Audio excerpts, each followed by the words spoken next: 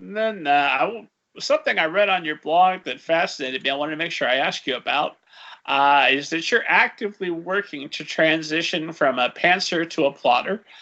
You've got different books you've been reading and breaking down and different things. How is that going? And is it possible to become an ardent plotter when you've been a pantser? Um, the truth is, I don't know if I knew myself well enough to say I was, a pantser to my core. I don't know if I knew that well enough about myself, because I did start out writing short stories, and I never plotted those. So I think I just assumed that if I wanted to write novels, I wouldn't have to plot those either. And so I would just write. And then I realized if I do that, there's a ton more work on the other end revising, and that maybe I could cut back on that a little bit. So really it's all about being lazy. I'm just like, maybe I can cut back on some of that revision time if I plot a little bit. But I do find that I can't, because I know people who plot down to the scene, and like they know how many scenes they have in each chapter. And then after they plot, and even just plotting takes them like tens of thousands of words. They're like, oh, I just finished my outline and it's 30,000 words. And I'm like, I can't even imagine that. But then they know, okay, so this is about how many words a scene will be, and they can project how long their novel will be just by their outline. And I am not that way. I cannot plot to that detail.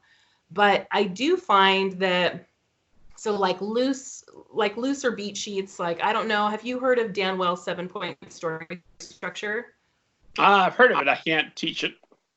Yeah, it's on YouTube, and there's a series of videos, but I started with Dan Wells' 7-point story structure, and then I kind of graduated to Save the Cat, which was originally intended for screenwriters. There's also a Save the Cat for writing novels, but I haven't read that one. I've read the one for screenwriters. And so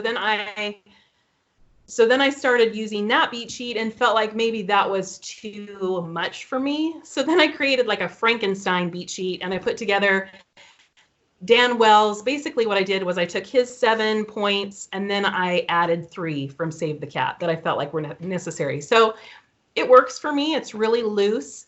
If I get so that I include too much detail, then it's not as interesting for me to write. There does need to be some sense of discovery for me, or else I'm not interested in writing it anymore because I know too much.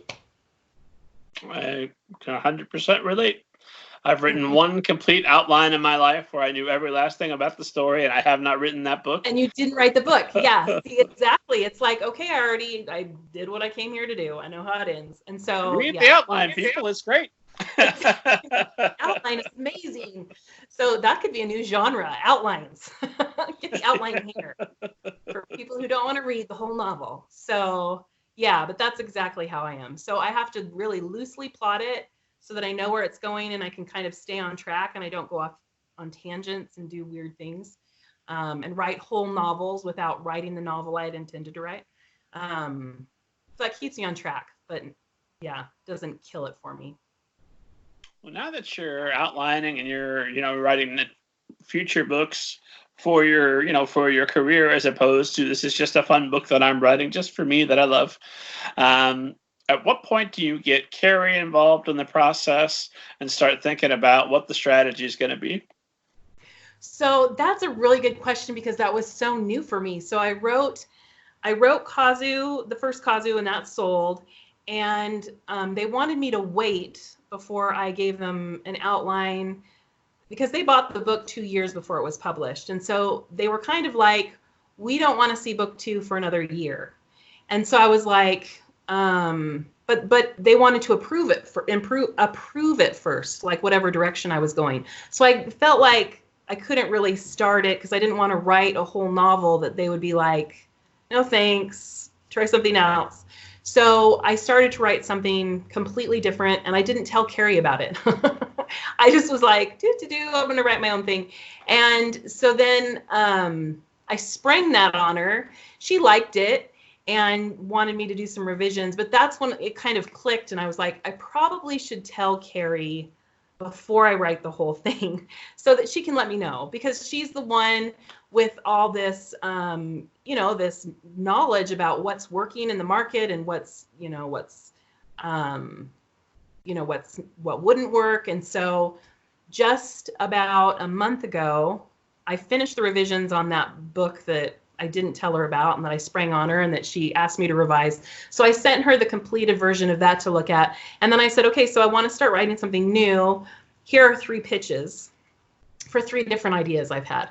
And that process alone was really interesting because I've had 2 ideas had been kicking around in my head for months, and they were pretty well developed. I had like envisioned key scenes, and I had named some characters, and I had given them a setting, and they were pretty well developed. But in the writing of those 2, one of the ideas, I didn't like it anymore. It was so interesting. So I wrote the pitch for the first one, and I still like that one. I wrote the pitch for the second one, and I was like, ooh, I didn't even want to write it anymore. After writing the pitch, it was the weirdest thing. So I thought, well, I guess I need to give her options. I don't want to write the second one. I'm guessing if I don't like it, she's not going to like it. So I pitched another idea for a scary story, which that's not my thing really. But I pitched this idea that I had for a scary story that I'd gotten over the summer.